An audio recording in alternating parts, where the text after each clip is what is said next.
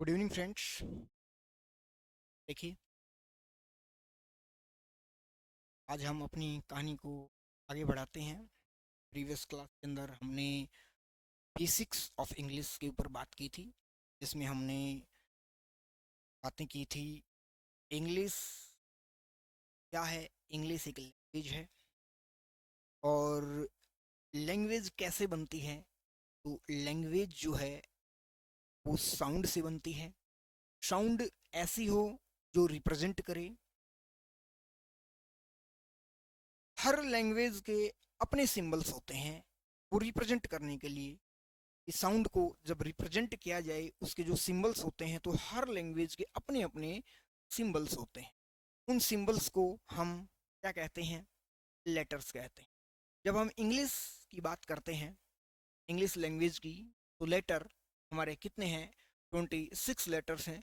और 26 लेटर्स को हमने दो कैटेगरी में डिवाइड किया था, एक वोवल्स और एक कॉन्सोनेंट्स।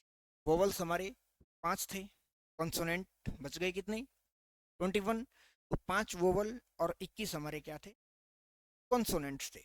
अच्छा, इन लेटर्स को, A to Z लेटर्स को एक और नाम से हम इकट्ठा करते हैं तो देखते हैं कि इनको अल्फाबेट के नाम से भी जानते हैं।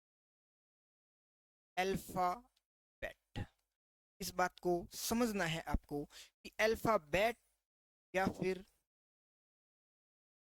अल्फाबेट्स। तो यहाँ पर भी एक समझने की बात कि जो हमारे लेटर हैं ए से लेकर जेड तक, इन सारे लेटर्स को मिलाकर ही हम अल्फाबेट कहते हैं, जिसको हिंदी में कहते हो वर्णमाला। अल्फाबेट्स नहीं होता है, ये गलत है। अल्फाबेट के अंदर ही सारे के सारे आपके ए से लेकर जेड तक के जो लेटर्स हैं वो आते हैं। अच्छा, इससे आगे जब हमने बातें की थी, तो इससे आगे कि जब इन लेटर्स को हम एक सिस्टमेटिक तरीके से एक ग्रुप में डालते हैं और वो ग्रुप कोई मीनिंग देता है, तो वो क्या कहलाता है? वर्ड कहलाता है। मीनिंगफुल होना चाहिए वो ग्रुप। यानी कि अगर आपसे ये पूछा है हमने कि क्या ग्रुप ऑफ लेटर्स एक वर्ड है, तो क्या आंसर होगा? यस या नो? तो मैंने ये कहा था कि अगर वो मीनिंगफुल है तो ही हम उसे वर्ड कहेंगे, अन्यथा वो वर्ड नहीं होगा। इसके आगे की जब बात करते हैं, तो हमने बताया था कि जब इन वर्ड्स को हम इकट्ठा करते हैं एक सिस्टमेटिक तरीके से, इनको एक सही तरीके से जब अरेंज करते हैं और उसका एक मीनिंग निकलता है, तो दो चीज़ों की बात की थी कि एक फ्रेज बनता है और दूसरा सेंटेंस बनता है। फ्रेज के अंदर की बातें की थी कि फ्रेज के अंदर मीनिंग तो होता है लेकिन कंप्लीट मीनिंग नहीं होता। फ्रेज के अंदर कोई भी वर्ब नहीं होती।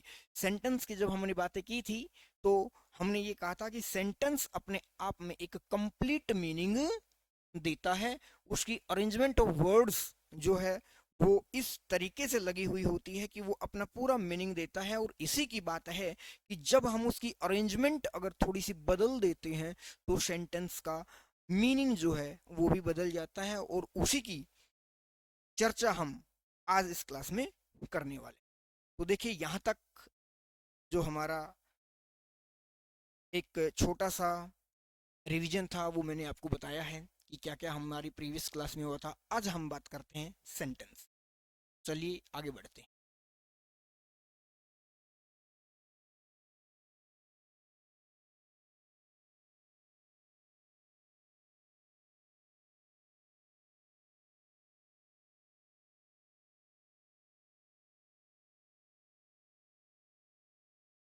देखिए भाई, sentence sentence group of words होता है जो एक कंप्लीट मीनिंग कन्वे करता है। उसके बारे में क्या क्या बातें हैं? ये सबसे पहली जो बात है सेंटेंस के बारे में, वो ये है कि कंप्लीट मीनिंग देता है।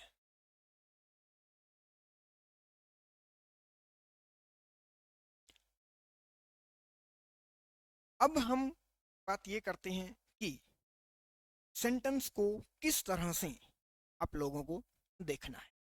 सेंटेंस कितने तरह के होते हैं, तो इस बात को समझिए कि जब हम सेंटेंस को शुरू करते हैं, इसके टाइप्स को समझना, तो सबसे पहले ये देखेंगे कि इसके टाइप्स को दो तरह से डिवाइड किया जाता है। सबसे पहला है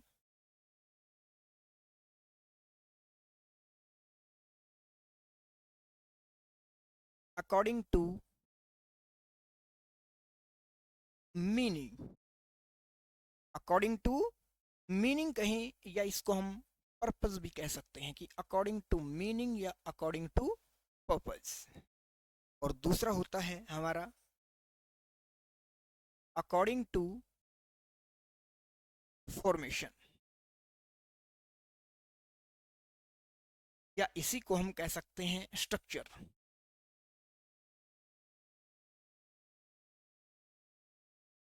अकॉर्डिंग टू मीनिंग या अकॉर्डिंग टू फॉर्मेशन, ये दो तरह से एक सेंटेंस को देखा जाता है। अब इसे समझना है कि सर ये अकॉर्डिंग टू मीनिंग क्या है और अकॉर्डिंग टू फॉर्मेशन क्या है।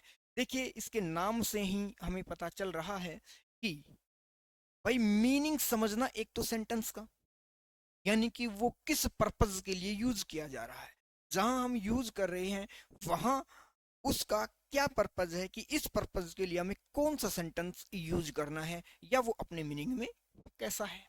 दूसरी बात आती है, देखिए फॉर्मेशन। फॉर्मेशन का मीनिंग यानी कि स्ट्रक्चर, यानी कि वो किस तरह से बना हुआ है। फॉर एग्जाम्पल देखिए, मान लीजिए आपको एक गाड़ी खरीदनी, आप शोरूम गए। अब क्या देखोगे, दो चीजें देखी आपने कि एक तो गाड़ी की क्वालिटीज क्या है, उसके अंदर फीचर्स क्या है, वो माइलेज क्या देती है, उसका कंफर्ट लेवल क्या है, चीजें आपने देखी। दूसरी चीज ये है कि आप उसके आउटर स्ट्रक्चर को देख रहे हो, कि उसके लुक को देख रहे हो, उसकी हाइट कितनी है, उसकी लेंथ कितनी है, उसका कलर कैसा है। ठीक है, तो ये दो बातें आपने देखी। तब आपने सेलेक्ट किया उसी के अकॉर्डिंग कि मुझे ये गाड़ी चाहिए। ठीक है, तो यहां पर देखिए, एक तो आप उस गाड़ी का प्रयोग किस पर्पज से करना चाहते हो, भाई रूटीन के लिए है, ठीक है, या फिर आप उस गाड़ी को पर्सनल यूज कर रहे हो, या उस गाड़ी को किसी और टैक्सी में यूज कर रहे हो, तो ये हुआ पर्पज कि उस पर्पज से लेनी है। ठीक है, और दूसरी बात, उसका स्ट्रक्चर कैसा है, वो किस तरह से बनी हुई है, उसका लुक कैसा है, कितनी वो लंबी है, कितनी वो चौड़ी है, ये सारी बातें आपने देखी। तो इसी तरह से एक सेंटेंस को भी हमें देखना होता है। भाई मान लीजिए आपके सामने दो गाड़ी खड़ी कर दी जाए, एक टैक्सी नंबर, एक टैक्सी की गाड़ी और एक पर्सनल गाड़ी। तो क्या आप दोनों को देख करके ये बता सकते हो कि ये गाड़ी टैक्सी है और ये गाड़ी पर्सनल यूज की है? बिल्कुल बता सकते हो। हालांकि आपको नहीं पता कि इन दोनों गाड़ी के अंदर क्या वेरिएशंस हैं, उनके कंफर्ट लेवल को देखते हो, उनकी माइलेज को देखते हो, उनकी लंबाई चौड़ाई को देखते हो। आपने सिर्फ उस गाड़ी को देखा और ये बता दिया कि ये टैक्सी गाड़ी है, ये पर्सनल यूज की गाड़ी है। तो ठीक वही चीज यहाँ एक सेंटेंस के ऊपर अप्लाई होती है कि आपने एक सेंटेंस देखा और देख करके बता दिया, तो आपने उसका क्या देखा, आपने उसका स्ट्रक्चर देखा, आपने उसकी फॉर्मेशन देखी। उसको इसलिए नहीं कि वो आप किस मीनिंग में आप यूज कर रहे हो, किस पर्पज के लिए आप यूज कर रहे हो, वो आप लोगों को नहीं देखना। तो एक सेंटेंस के ऊपर ये दोनों चीजें अप्लाई होती हैं। अब देखिए, तो सबसे पहले हम बात करते हैं अकॉर्डिंग टू मीनिंग की। देखिए, अकॉर्डिंग टू मीनिंग जब बात करते हैं तो हमारे सेंटेंस कौन कौन से होते हैं उनको देखिए।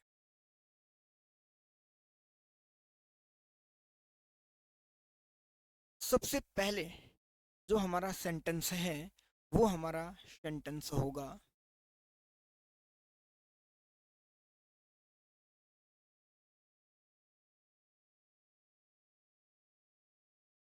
Assertive sentence. देखिए, असर्टिव सेंटेंस क्या होता है? असर्टिव सेंटेंस वो सेंटेंस होता है जो किस चीज को बचाए,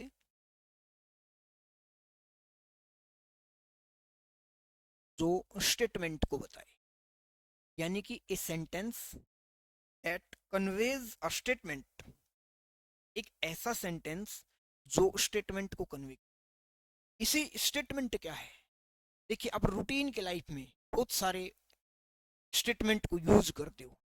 कभी कभी आप ये कहते हो कि उस व्यक्ति की ये स्टेटमेंट बिल्कुल करेक्ट थी, या आप ये कह सकते हो कि उस लीडर की स्टेटमेंट बिल्कुल करेक्ट है। तो यानी कि स्टेटमेंट है क्या, सबसे पहली बात तो स्टेटमेंट वर्ड जिसको हिंदी में आप कहते हो कथन। स्टेटमेंट को समझने के लिए एक और वर्ड में अगर यूज करूं तो यहां आप यूज कर सकते हो इंफॉर्मेशन। देखिए इंफॉर्मेशन क्या है, इंफॉर्मेशन आप किसी के बारे में कोई भी बात बताते हो वही तो इंफॉर्मेशन है। आपने ये कहा कि मेरा दोस्त एक डॉक्टर है, लिख देता हूं। देखिए आपने कहा my friend is a doctor. आपने कहा my friend is a doctor, तो ये आपने क्या किया, ये आपने अपने फ्रेंड के बारे में क्या बताया, एक इंफॉर्मेशन बताई है कि मेरा दोस्त एक डॉक्टर है। तो ये अपने आप में एक स्टेटमेंट है। अब बात आती है कि इंफॉर्मेशन जो है, स्टेटमेंट जो है, वो पॉजिटिव हो सकती है, वो नेगेटिव हो सकती है। भाई आप जब ये कहा कि my friend is a doctor, तो आप ये भी तो कह सकते हो कि my friend is not a teacher. भाई वो डॉक्टर है लेकिन टीचर नहीं है, कह सकते हो। तो ये भी आपने अपने दोस्त के बारे में एक इंफॉर्मेशन है, और ये भी आपने क्या बताई है, एक इंफॉर्मेशन है। तो अब बात आती है कि स्टेटमेंट पॉजिटिव हो सकती है, स्टेटमेंट नेगेटिव हो सकती है, दोनों ही क्या कहलाएंगे, असर्टिव सेंटेंस कहलाएंगे। देखिए अब अगर आपसे ये सेंटेंस पूछा जाए कि ये सेंटेंस कैसा है, तो आप इसको नोट देखते ही आप कहोगे नेगेटिव है, ये नेगेटिव है, बिल्कुल ठीक है। अब बात आती है कि नेगेटिव ऑप्शन में ही ना हो। मान लीजिए मैंने आपसे पूछा कोई भी चार वाक्य, तीन और दे दिए आप लोगों को, और उसमें नेगेटिव नहीं दिया और चौथा दे दिया हमने असर्टिव। तो देखिए बच्चा कि ये जो वाक्य है सबसे पहले असर्टिव है, क्योंकि असर्टिव के बाद की बात है कि वो नेगेटिव है या पॉजिटिव है। जो स्टेटमेंट पॉजिटिव होती है उसको आप अफर्मेटिव सेंटेंस के नाम से जानते हो, अफर्मेटिव सेंटेंस के नाम से जानते हो। नेगेटिव है तो नेगेटिव है ही, नेगेटिव सेंटेंस। तो नेगेटिव या अफर्मेटिव होना, ये दोनों के दोनों किसके सब पार्ट हैं, असर्टिव सेंटेंस के सब पार्ट है। अब एक बड़ी और इंपॉर्टेंट बात है इसके बारे में, यहां तक बातें आप लोगों ने पढ़ी हैं, आप इस बात को जानते हो। तीसरा जो हमारा इसी का एक सब पार्ट है वो है बड़ा इंपॉर्टेंट है, देखिए उसको भी आप लोग समझिए। तीसरा जो हमारा इसका पार्ट है वो क्या है, वो है एक एम्फेटिक सेंटेंस। अब आपको ये समझना है कि एम्फेटिक सेंटेंस क्या है। फॉर एग्जाम्पल मैं हिंदी में आपको दो सेंटेंस लिख रहा हूं, मैं लिख देता हूं। मैंने कहा मैं फुटबॉल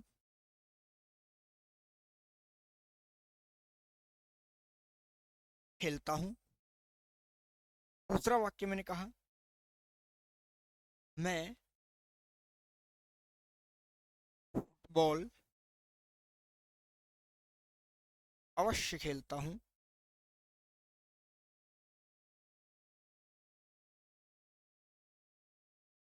इन दोनों वाक्यों को देखिए कि मैं फुटबॉल खेलता हूं और मैं फुटबॉल अवश्य खेलता हूं, दोनों के अंदर इंफॉर्मेशन कन्वे की गई है।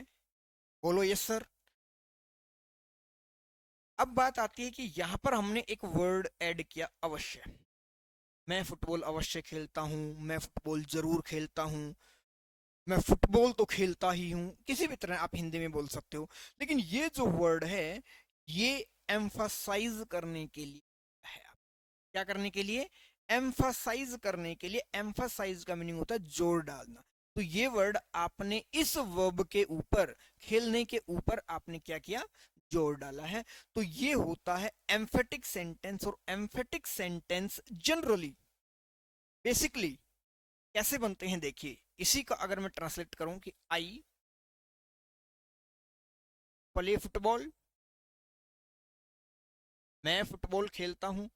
अगर एम्फसाइज के साथ इसी को लिखें तो हम कहेंगे आई डू प्ले फुटबॉल। ये एम्फेटिक, ये वर्ब यहां पर एम्फसाइज का काम कर रही है। और इस तरह के वाक्य में इस वर्ब को एम्फेटिक वर्ब कह दिया जाता है। ये एम्फेटिक वर्ब है क्योंकि ये इस अवश्य वर्ड के लिए एम्फसाइज करने के लिए यूज की गई है। तो ये बात थी हमारी असर्टिव सेंटेंस को लेकर। बताइए, हैव यू गॉट इट? समझ में आ गया होगा आई थिंक। नहीं भी हो तो आप लोगों को अभी एक कंप्लीट करने के बाद एक माइक्रो टेस्ट भी लिया जाएगा आप लोगों का। और उसके बाद नहीं हो तो आप मैसेज से आप लोग अपनी क्वेरी को पूछ सकते हो। वो भी आपके लिए मैसेज नंबर जो है वो आपके लिए बता दिया जाएगा, जो आपके लिए काम करेगा, आपकी क्वेरीज को लेंगे। अगली आती है, अब हमारा ये था एसर्टिव सेंटेंस। दूसरा है हमारा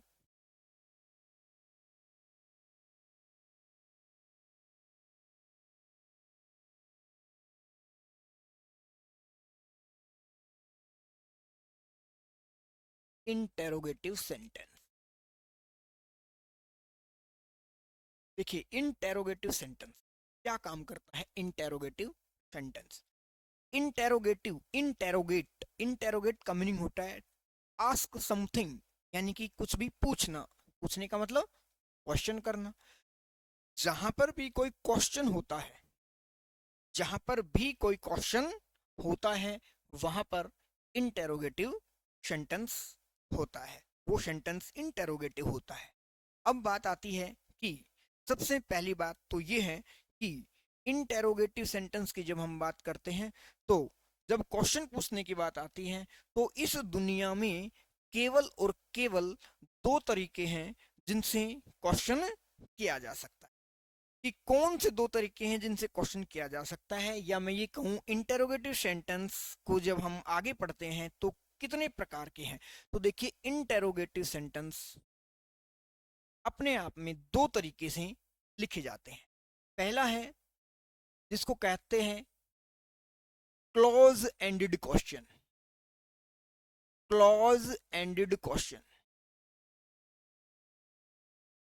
क्या होता है? क्लोज एंडेड क्वेश्चन देखिए, इनको किस नाम से भी जाना जा सकता है? क्लोज एंडेड क्वेश्चन को यस नो क्वेश्चन के नाम से भी जाना जाता है। फॉर एग्जाम्पल, मैं अगर आपसे पूछूं कि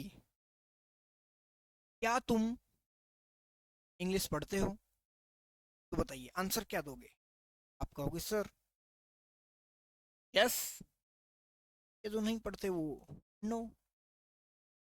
इसका तीसरा कोई भी आंसर नहीं होगा, इसलिए इसको यस नो क्वेश्चन कह दिया जाए। अब बात आती है कि यस नो क्वेश्चन जो होता है उसकी अगर हम फॉर्मेशन देखें तो क्या फॉर्मेशन बनती है? इसमें हम हेल्पिंग वर्ब को लगाते हैं सब्जेक्ट से पहले, plus main verb plus object plus sign of interrogation. देखिए, अभी थोड़ी देर पहले हमने अरेंजमेंट ऑफ वर्ड्स की बात की थी। तो असर्टिव सेंटेंस की अगर हम अरेंजमेंट देखें तो होता है subject plus helping verb plus main verb plus object. ये जो अरेंजमेंट है ये असर्टिव सेंटेंस की होती है। अब हमने क्या किया, हमने इस हेल्पिंग वर्ब को उठा करके आगे ले आए, हेल्पिंग वर्ब को मेन वर्ब से पहले जो थी उसको उठाकर हमने सब्जेक्ट से पहले रख दिया। इसका मतलब हमने क्या बदल दी, इनकी अरेंजमेंट बदल दी। और जब अरेंजमेंट बदल गई तो देखिए क्वेश्चन का मीनिंग चेंज हो गया।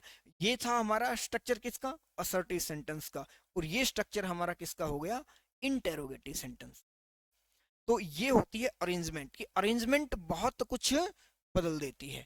तो जब अरेंजमेंट बदल गई तो सेंटेंस का मीनिंग बदल गया। ये असर्टिव सेंटेंस था और ये हमारा क्या हो गया, इंटेरोगेटिव सेंटेंस बन गया।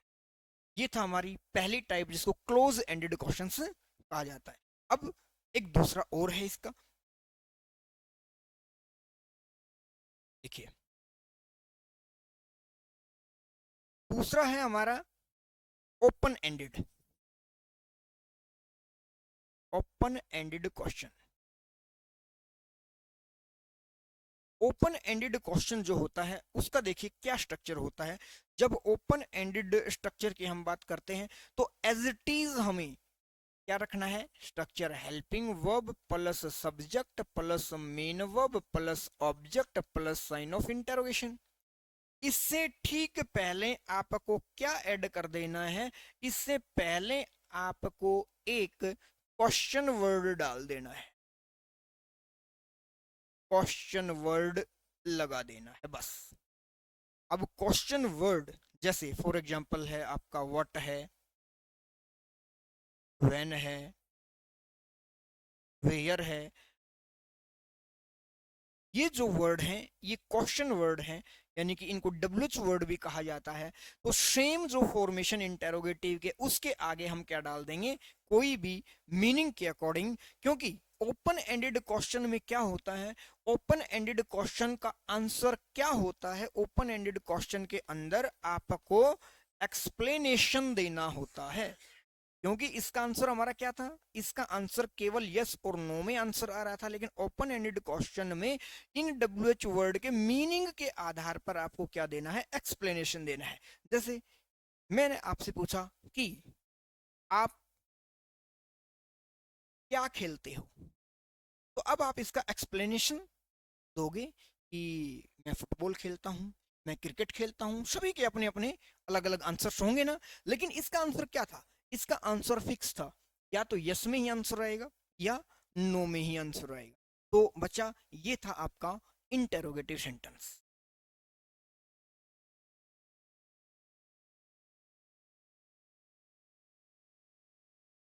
आगे चलते हैं, तीसरा हमारा है सेंटेंस। देखिए तीसरा सेंटेंस है हमारा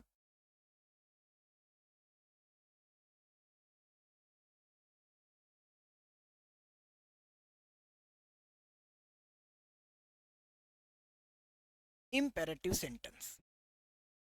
इम्पेरेटिव सेंटेंस वो सेंटेंस होता है जिसके अंदर आपको क्या देखने को मिलेगा, इंटेरोगेटिव सेंटेंस के अंदर आपको देखने को मिल जाएगा ऑर्डर या कमांड, रिक्वेस्ट,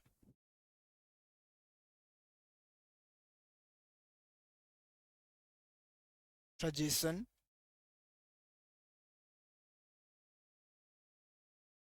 एडवाइस,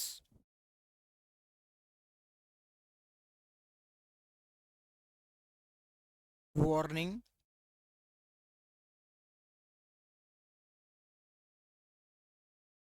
प्रोविजन,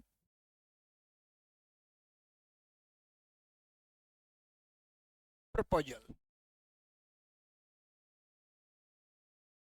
ये चीजें आप लोगों को इम्पेरेटिव सेंटेंस के अंदर देखने को मिल जाएंगी।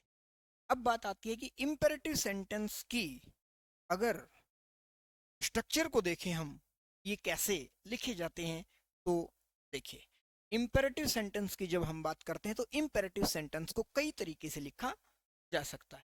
सबसे पहली जो बात है वो है कि ये सेंटेंस वर्ब की फर्स्ट फॉर्म से लिखे जाते हैं, यानी कि डायरेक्ट जो शुरुआत होगी वो मेन वर्ब से हो सकती है, मेन वर्ब की फर्स्ट फॉर्म से हो सकती है।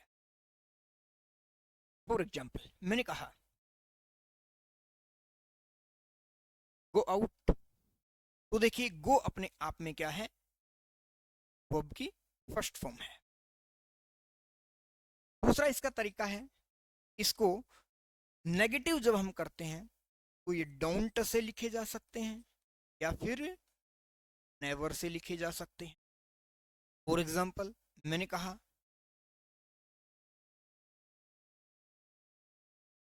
डोंट सिट हेयर, तो यहां पर वाक्य को नेगेटिव किया तो हमने डोंट से लगा दिया। नेवर से भी हो सकता है, जैसे हमने कहा नेवर चीट एनीवन, भाई कभी किसी के साथ चीट मत करो, धोखा मत करो। आज के दिन वैसे ट्रेंडिंग है, बहुत एथिक जो है, एथिक्स रही नहीं है, मॉरलिटी रही नहीं है, हर जगह देखते हो चीटिंग ही चीटिंग आपको देखने को मिल जाएगी। चलो ये एक अलग बात है, हम बात करते हैं अपने टॉपिक की, हम उन चीज़ों पर नहीं जाएंगे, ठीक है। तो डोंट से हुआ, नेवर से हो सकता है। इसकी शुरुआत आपको कभी कभी ऐसा भी हो सकता है कि ऑलवेज से मिल जाए, जैसे हमने कहा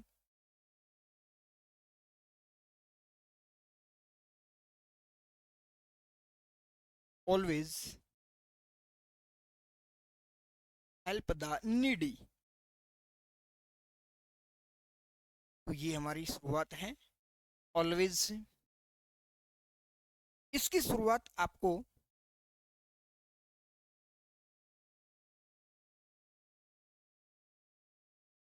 प्लीज या फिर काइंडली से भी मिल सकती है, जैसे कहा जाए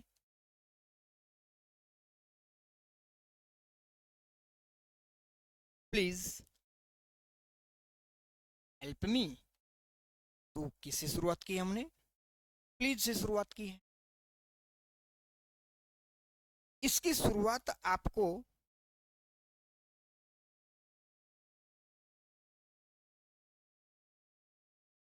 लेट से भी मिल सकती,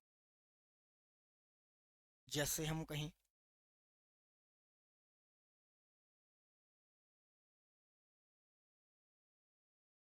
लेट हिम गो,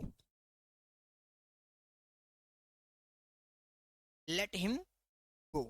देखिए लेट जब आता है तो इसका जो स्ट्रक्चर होता है वो लेट के बाद ऑब्जेक्ट आता है प्लस वर्ब आती है, मेन वर्ब, ठीक है। लेट के बाद ऑब्जेक्ट आता है, फिर हमारी क्या आती है, मेन वर्ब आती है। ध्यान रखना इस बात का कि लेट के बाद जब भी आप लोगों को नाउन या प्रोनाउन आएगा तो वो हमेशा अपने ऑब्जेक्ट के फॉर्म में ही आएगी। तो ये था हमारा इम्पेरेटिव सेंटेंस। यहाँ पर इस इम्पेरेटिव सेंटेंस में जो भी आपने पढ़ा है, एक बात को क्या आपने गौर किया, क्या बात गौर करनी की है यहाँ पर वो देखिए। देखिए पूरे के पूरे जितनी भी टाइप हमने बताई हैं कि ये V1 से लिखा जा सकता है, डोंट या नेवर से लिखा जा सकता है, ऑलवेज से लिखा जा सकता है, प्लीज या काइंडली से लिखा जा सकता है, लेट से लिखा जा सकता है। इनके अंदर क्या नहीं है, यहाँ जब आप देखोगे तो आप देखोगे कि इन सभी सब्जेक्ट्स के, इन सभी सेंटेंसेस के अंदर सब्जेक्ट नहीं है, इनके अंदर सब्जेक्ट नहीं होता। अब क्यों नहीं होता इस बात को समझिए। सब्जेक्ट नहीं होने का रीजन क्या है यहाँ, इसलिए है कि देखिए जब भी हम कोई order, command, request, suggestion, advice, warning, probation या प्रपोजल रखेंगे तो किसके सामने रख, मान लीजिए मेरे सामने कोई है ही नहीं और मैं उसको ये कहूं बैठो यहाँ पर, तो इसको कह रहा हूं, ये स्पष्ट ही नहीं है, ऐसा होता नहीं है। कोई देखने वाला, कोई दूर से देख रहा होगा, कोई सुन रहा होगा, अच्छा पागल है, इससे बात कर रहा है। वो बच्चा बात ये है कि जब भी हम order, command, request, suggestion, advice, warning, probation या प्रपोजल की बात करते हैं तो वो हमेशा हम हमारे जो सामने होता है, जो हमारी बात को सुन रहा होता है, उसी से कह सकते हैं, किसी और से नहीं कह सकते। इसलिए इसका जो सब्जेक्ट है वो केवल एक ही हो सकता है और वो होगा क्या? यू, जो क्या होता है? अंडरस्टूड होता है,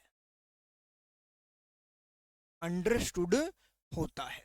क्योंकि मैंने जैसे किसी को ये कहा कि आप बैठो, तो यहां आप कहने की जरूरत नहीं है, क्योंकि अंडरस्टूड है कि जिससे मैं बात कर रहा हूं, जो मेरी बात सुन रहा है, उसी से मैं ये बात कह रहा हूं। इसलिए क्या होता है? यू इसका सब्जेक्ट होता है जो अंडरस्टूड होता है। ये बात थी हमारी इंपेरेटिव सेंटेंस को लेकर के। Have you got it?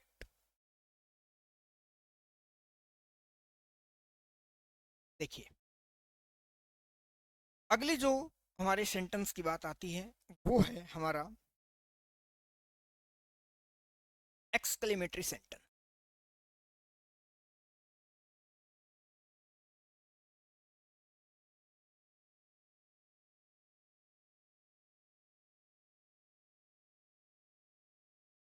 देखिए, एक्सक्लेमेटरी सेंटेंस क्या होता है?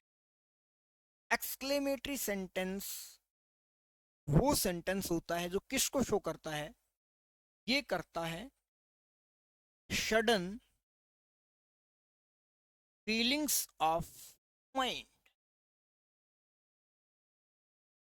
यानी कि माइंड में एकदम से आने वाली जो फीलिंग्स होती हैं उनको एक्सप्लेन करने वाला वाक्य एक्सक्लेमेटरी सेंटेंस कहलाता है।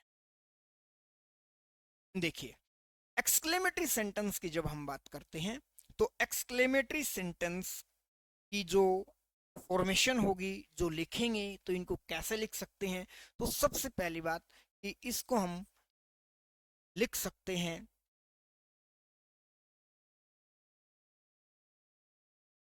क्वेश्चन वर्ड के साथ, और एक तरीका है इसका कि इसको हम लिख सकते हैं किसी भी इंटरजेक्शन के साथ। पहले यही देखिए, इंटरजेक्शन। सबसे पहली बात कि प्रीवियस क्लास के अंदर हमने जिक्र किया था कि इंटरजेक्शन क्या होता है। तो मैंने आप लोगों को बताया था कि इंटरजेक्शन वो वर्ड होता है जो सडन फीलिंग्स को एक्सप्लेन करने के लिए यूज किया जाता है। जैसे वाओ, अलास, हुर्रा, ओह, ये सारे के सारे वर्ड्स क्या हैं? इंटरजेक्शन कहलाते हैं। तो इंटरजेक्शन से कोई भी एक्सक्लेमेटरी सेंटेंस को शुरू किया जा सकता है। जैसे ये रहा एक इंटरजेक्शन। अब एक बात का ध्यान रखना है कि जब भी इंटरजेक्शन से हम शुरू करेंगे तो इंटरजेक्शन के ठीक बाद साइन ऑफ एक्सक्लेमेशन का यूज करना है। Wow,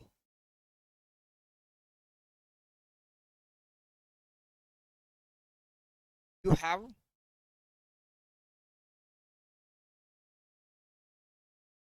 completed this project।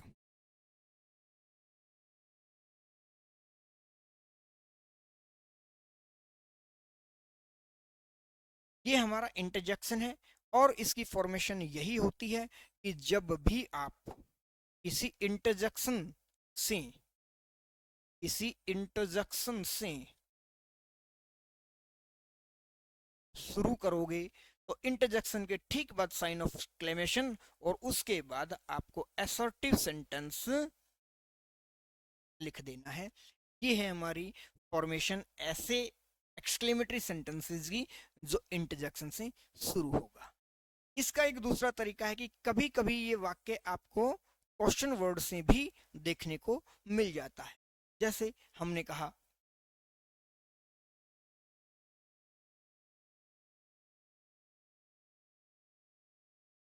What a nice car it is, what a nice car it is. अब देखिए, ये शुरू हमने कहां से किया? ये शुरू हुआ हमारा व्हाट से, यानी कि एक डब्ल्यूएच वर्ड से। जब ये किसी भी क्वेश्चन वर्ड से शुरू होता है, क्वेश्चन वर्ड, तो इसकी फ्रेमिंग के लिए थोड़ा सा आप ध्यान रख सकते हो कि क्वेश्चन वर्ड जो है उससे वो शुरू होगा, तो उसके बाद में आपको क्या रख देना है, एक ऑब्जेक्ट रख देना है, उसके बाद सब्जेक्ट रख देना है, और उसके बाद हेल्पिंग वर्ब या मेन वर्ब जो है उसको रख देना है। क्लियर? तो ये दो तरीके हैं जिससे हम एक्सक्लेमेटरी सेंटेंस को लिख सकते हैं।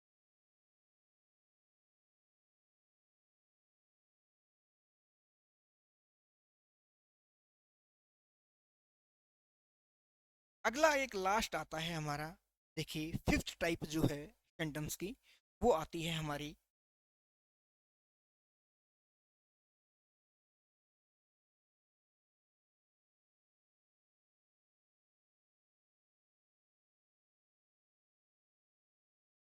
Optative sentence.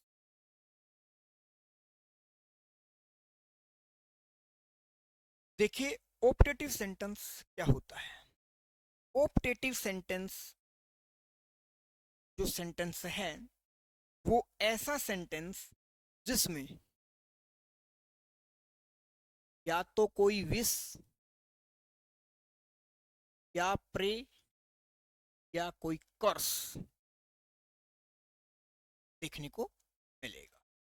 देखिए जब भी आप किसी के लिए कोई विश करते हो, एक अच्छी विश करते हो, यानी कि किसी के दुआएं मांगते हो, जैसे आपने कहा कि भगवान करे मेरा दोस्त जल्दी से ठीक हो जाए। मान लीजिए आपका कोई दोस्त किसी परेशानी से जूझ रहा है, किसी बीमारी से सफर कर रहा है, तबीयत ठीक नहीं है, तो आप एक दुआ करते हो कि भगवान करे मेरा दोस्त जल्दी से ठीक हो जाए, या आपने एक प्रे की,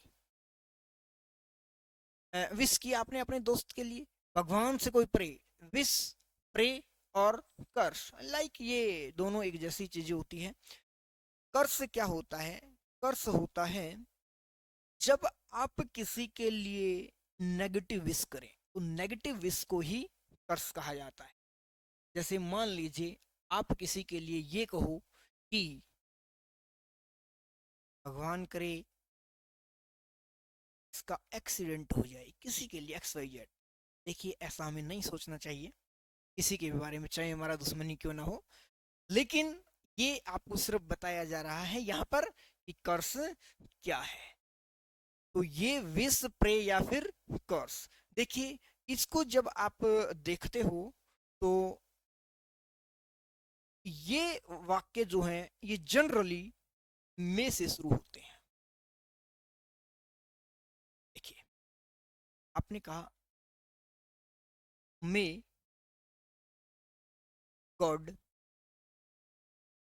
ब्लेस हिम, ये मे है, मे के बाद सब्जेक्ट। ये वाक्य जनरली मैंने क्या कहा कि मे से शुरू होते हैं, लेकिन आप लोगों को ध्यान रखना है कि मे के बाद क्वेश्चनिंग वाली फॉर्म यहाँ नहीं लगा देनी है कि सर मे तो एक हेल्पिंग वर्ब है और उसके बाद हेल्पिंग वर्ब एक और कोई मेन वर्ब लगा दें, या कुछ भी एक्स वाई जेड जो वर्ब लगा दें कि सर क्या ये एक क्वेश्चन तो नहीं है, ना ही आपके दिमाग में ये बात आनी चाहिए। ठीक है, तो ऑप्टेटिव सेंटेंस में से शुरू होते हैं। कभी कभी ये सेंटेंस लॉन्ग लिव से भी शुरू हो सकते हैं, जैसे long live the king, long live the king. तो ये था आपका ऑप्टेटिव सेंटेंस।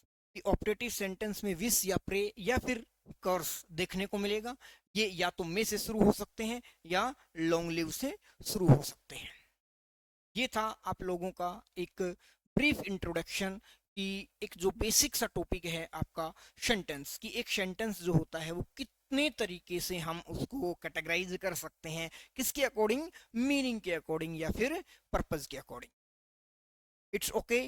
तो ये एक छोटा सा हमारा जो क्लास था, क्लास थी, इसके लिए सेंटेंस के लिए ये हमारी ओवर होती है। और अब हम अगली क्लास में आपसे मिलते हैं जल्द ही इसके आगे के डिस्कशन को लेकर के। थैंक यू दोस्तों।